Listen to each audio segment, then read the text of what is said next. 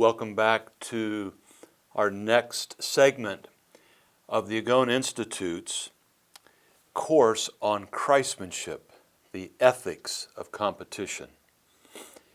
We are going to start now in our fourth session. We've covered some things like basic theological concepts, and we're going to move into an area now that helps us to start to determine ethics and a distinctively Christ-centered, Christocentric, theologically based ethics. This is a short course because we can have entire courses just on some of these concepts that we're talking about today and some of these thinkers and some of these folks that have been dealing with these kinds of things. But this is going to summarize a lot and then move us to what we need to do to help our sports ministries in local churches or beyond in the overall sports outreach community. Now, if you're taking this for credit and you're taking it through the Agone Institute or Barclay or one of our other universities, know that you're going to have to take exam quality notes. If you're taking this for just your own advancement, enhancement of your ministry, or you're taking it for the certification, we just need to have some documentation that you've actually followed through with this. But here we go. Dostoevsky stated that if there is no God, then all things are permissible. Of course, coming out of the Russian and communist backgrounds that he had some association with, he realized that when you remove God out of society totally, there's just anything is permissible.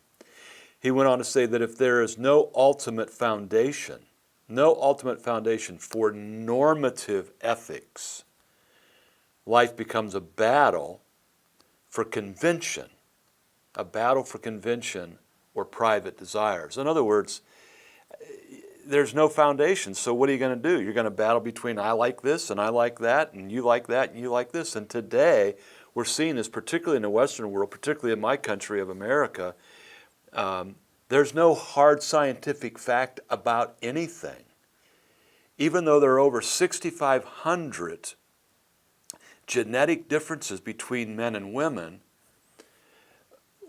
even in the light of that hard fact of science, we still say you get to choose what you want to be. And I don't want to be insensitive to anyone or cold-hearted in this, but I do think that we have to think about these things in light of hard facts. He went on to say, Dostoevsky went on to say that if there is no God, then Marx, not Groucho, but Karl Marx is right that all laws are nothing more than a codification, meaning you make a code out of them, of the whims and the vested interest of the ruling class. Now, some of these names that I've already mentioned may be unfamiliar to many of you, Dostoevsky, Marx, but these were men that helped shape a lot of our culture today. And so the main thing I want you to get here now is ethics today are really based on one thing, and that's what's good for me. I don't want any other ethics. And so from the jump-off point here, we have to help you understand that it is our belief, it is my belief, personal belief. Professors are supposed to profess what they believe. Here's one of these areas. That there has to be a final authority. And if there's not a final authority, then we can go anywhere. Okay, if you move to the second slide on the presentation and the PowerPoint presentation that you've been provided if you're taking this for course credit, it brings up that there's a difference between ethics and morality. And that second slide talks about that ethics are the theory. The theory. It helps determine what is wrong. It states what is wrong. So in other words, murder is wrong. So the ethical belief that murder is wrong would be what is called the ethic. morals are the action. Ethic, the theory, morals are the action. And so I can state that ethically murder is wrong, but if I never kill somebody, if I never murder someone, then I've not become immoral. If I think that murdering somebody is okay, I may be unethical in my thinking, but I'm not immoral until I actually do the action. But a murderer then is actually both unethical and also immoral. Okay, tracking so far? So what's the etymological root? Okay, Greek word, imagine that. Give me a word. Any word, and I show you how the root of that word is Greek. That great old movie. It comes from the Greek word ethos, meaning the dwelling or stall. In other words, what do you do in your own home? What do you do that's accepted within your culture? That's where the root of the word ethics comes from. And it is a system, ethics are a system of oughtness, O-U-G-H-T, oughtness, what we ought to do. It gets scientifically into a system of the study of what's normative. It is a science of oughtness. And in a postmodern society, it then has become a normative, it's based on a normative popularity. This is based upon humanistic relativism. Humanistic means that it's mankind, humankind, men and women. It's based in what humans think rather than theistic, not humanistic, or rather it is humanistic, not theistic. What does God say about this? What does God demand? So it's based upon humanistic relativism. Relativism means it's relative. There is no ultimate truth. This is what we're struggling with in our society. What is relative to you is different for me. What's relative is for all of us. So meaning that the truth for morality is derived from and by humans. The last verse in the book of Judges in the Old Testament, in the Jewish scriptures and Christian scriptures as well now, it says, quote, "Everyone did what was right in their own minds." Why did Israel do evil in the sight of the Lord? Because everyone did what they thought was right, not what God thought was right. This is a very significant part of what you as a sports minister are encountering out there in the culture. Now, teleological ethics. Teleological ethics. These are ethics that mean what are the end result of what I think and then often do moral-wise. So it comes from the Greek word telos, and this telos is, think about it from a telescope, that I can see far out and I can see the end of the universe, supposedly. So this defines good with respect to the end or goal of an action. The end justifies the means. Okay, now, this is sometimes also called consequentialism, meaning it's based on the consequences of human behavior. It's also called utilitarianism because it's determined by whether an activity or an action of the person actually has a utilitarian end to it. Now, utilitarianism in the book Bumper Stickers that you might want to pick up someday was identified with Jerry Bentham, and this was in the mid-1800s, or in the mid-18th century, I should say, mid-1700s. And his qualitative utilitarianism. And John Stuart Mill's, in the 1800s, a century later, his quantitative utilitarianism. These would be based upon happiness. What brings happiness? What brings happiness to the greatest amount of people? And therefore it is teleological in the sense that, and from the perspective that happiness has as its goal.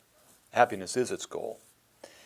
And it's not that happiness is wrong or that we shouldn't understand what Bentham and others are saying to us, but we have to recognize that there's got to be something more to it than that, doesn't there? Now, on the bottom part of your 5th slide in the series, you're going to see that there are teleological ethics in 3 ways. Egoism, this means what's in it for me. I'm going to act in such a way that it's good for me. One side is that what the first part of that is to minimize pain. This is often found in Ayn Rand and some of their writings there. I'm going to get a personal satisfaction. I'm going to get, and in a crass way, the maximum sensual pleasure that I can get from all kinds of ecstatic experiences, from chemical highs and financial gains and sexuality and all kinds of things. But then there's also the egoism that comes from a refined hedonism, that I don't want to try to maximize my pleasure, but I'm going to do it in such a way as to get a short-term, maybe pain for a long-term gain. An example of that would be that I know I'm going to have a short-term pain if I get a tooth filled. But if I don't, it's going to hurt for a long time. And so that would be, getting the tooth filled would be refined hedonism. But crass hedonism says, I'm not having any pain anytime, so I'm not even going to do that. And then, of course, there's utilitarianism, which is more altruistic. It's not just about me, but it's about us and what's best for society, what's best for the group. Well, these are some teleological. Anything that we do, what is the end result of it? One of the problems with this is, however, on your 6th slide there, what's the ultimate result? What's the ultimate result? This would be like when I'm working for a university, that a university comes to me and says, since we paid you so much money to do all these professorships, how about giving us $1 million? So I give $1 million. And I give the $1 million to a secretary. And that money is stolen before it can actually be put into the account. And it's stolen, in fact, by the secretary, because she has been working for low wages. And so she says, now what I want to do is I've got somebody who I can buy into a drug cartel. And she goes and buys in drug cartel, and the very people in the community from which the money came are now addicted to drugs because I gave $1 million. Consequentialism. You can see that according to teleological ethics, I should never have given the $1 million, because the end result of it was that lots of urban kids got strung out on drugs. The end result, I think this would show us that it supports conduct that is immoral or ridiculous. An example of 90% of Americans getting pleasure from torturing the other 10%. It ends up with slavery. There's a lot of things that come out of this if we follow it through to its logical conclusion. And so I think we have to be aware of it, but we also have to move then to the 7th slide, the teleological ethics. And anytime that the Greek letter alpha or RA is added to a word, it means that it's a privation of that, or it isn't that. So teleological means that we don't think about the end at all of our actions. We just think about the action itself. And that teleological ethics is based on that action and assumes that there is an ultimate right and wrong. This sometimes can be called deontological ethics. Now, I'm using a lot of names of people that you may not have heard. I'm using a lot of terms that you may not have heard. Why am I doing this? You're a sports minister. You're saying, I just need to know how to run leagues. Well, this has an impact on that. But we also are trying to increase your intelligence level and your education level, and we are trying to do some things that puts you in a place to be equal with your peers on your church staff or in your ministry or in others in profession, that you can actually talk about these things in some intelligent way. I'm not sure that I would talk to the athletes in your huddle group about deontological ethics. I would certainly go to a different route, and I think you can figure that out. But with teleological ethics, in other words, ethics that are based on the action, these emphasize obligations, these emphasize duty, these also emphasize that consequences should not fully determine the ethical aspect of whatever it is we're considering. When we take this deontological ethic and add one other word to it, theistic, it moves beyond what we think humanistically, and it says that there is a prescribed right and wrong according to the Lord of the universe. Now, there is a form of this that is called agapeism by Joseph Fletcher, by a more popular name, situational ethics. He says there is a right or wrong. He would have a sense of the teleological ethics being correct, but he says that it changes according to the situation. The difference here now between Fletcher and Augustine would be where Augustine says, love God and do as you please, is based upon knowing that you will do right if you do, in fact, love and know God. That's different than what Fletcher says, do as you please, do what you please, do what you think is best. So you get a sense here that even within this teleological end of things, that we need to have some insight that's a little deeper. And probably what's best is that there needs to be a synthesis of both the teleological, the end result of our actions, and the teleological, that the action in and of itself is prescribed by God. So, this then moves us to, we've got to know totally and comprehend totally both results, motives for our actions, attitudes, motives, and also our own actions. Okay, as you move then to the 8th slide, I want to give you one example of the teleological ethic by telling you about another man, Immanuel Kant.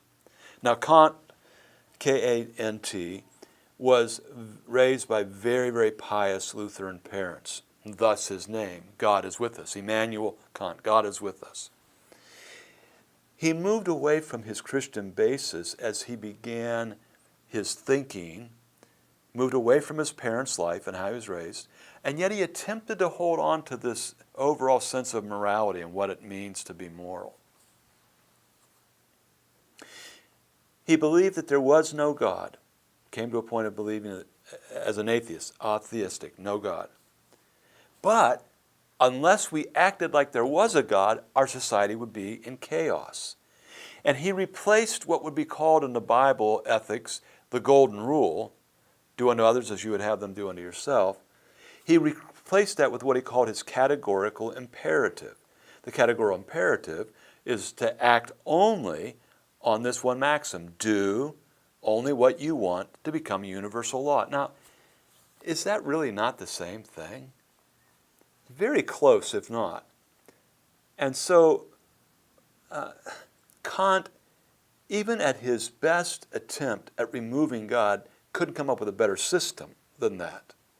And he is held up as one of the great leaders in this whole area of thinking. You see, moral law is obeyed because it is a law and it's reasonable. 2 plus 2 equals 4 is a law. It's a reasonable. Kant did help us understand that a little more deeply. But now let's kind of bring this in and summarize. On the left side, you're going to see the ethics, and on the right side of the screen, this is number 9 in your portfolio there, morality. Ethics, the ethos. What do you do in your own setting? It's oughtness. It's normative. It's imperative. Now, morality, morals, are isness. It comes from the word mores. It is what it is. It just tells you what happens, not what should happen. It's descriptive of what happens. It is indicative of what happens, not imperative about what should happen. And yet, this modern day dilemma that we're experiencing is that these two distinctives have been blurred by what we call statistical morality. Because if more than half of the people do it, then it must be all right. And because today there are all these huge percentages of people that live together in sexual union without being married, then that's the right thing. Or because now that you can get medical marijuana, then it should be okay because the vast majority of people, and even our presidents, have smoked it at some time. This is what is, not what ought to be. And so statistics may give us a snapshot of our morality. They cannot prescribe our ethics. So, the 10th and last slide you'll have there. Again, today's morality is based upon humanistic relativism, meaning the truth for morality is derived from and by human beings, and that morality is relative. Morality describes the actions, and in the postmodern society, morality is often based upon normative popularity. And at times it is only one person's opinion. All right, now how does this relate to what you do? You do not know how to set up your sports leagues in your church or your camps, and one of the great camps in the world in this area is Summer's Best 2 weeks in the Laurel Mountains of Pennsylvania, where from the moment in the morning when a camper wakes up to the moment they go to sleep that night, it's competitive. You won't know how to set up those sporting ethics unless you understand foundational ethics. And so here is really everything in a nutshell. Are you going to do your ethics, how you do your leagues and how you do your camps and how you do everything, according to world standards or according to biblical standards? Now you may say, well, we do it by biblical standards. Do you really? Let's ask a couple questions. What's the ethic of running tournaments on the Lord's Day? Now, maybe you can make a justification for it, but you have to do that. In order to do that, you have to understand ethics, and you also have to understand theology. The ethics of, do I have what we used to call co-ed, now co-gender, or multi-gender, omnigender leagues? First of all, what does the Bible say about gender? And how does that then lead us to organize what we do? You can see very quickly that it doesn't take very long for us to begin to understand that we've got to come to this thing that we're either going to have this synthesis of both the consequence of what we do, but also the theory of what we do in order before we can plan what we do. Level 1, theological truth, informing. Level 2, philosophical principles, how we organize. Before we get to level 3, methodological models, what do we do? We have to start with how do we think, what do we believe, why do we do it, before we can begin to organize it, before we can actually go do it. I'm Dr. Greg Linville. This has been a short course on Christian ethics and compared to other types of ethical systems. Join us next time. We'll go deeper into this topic. Thanks.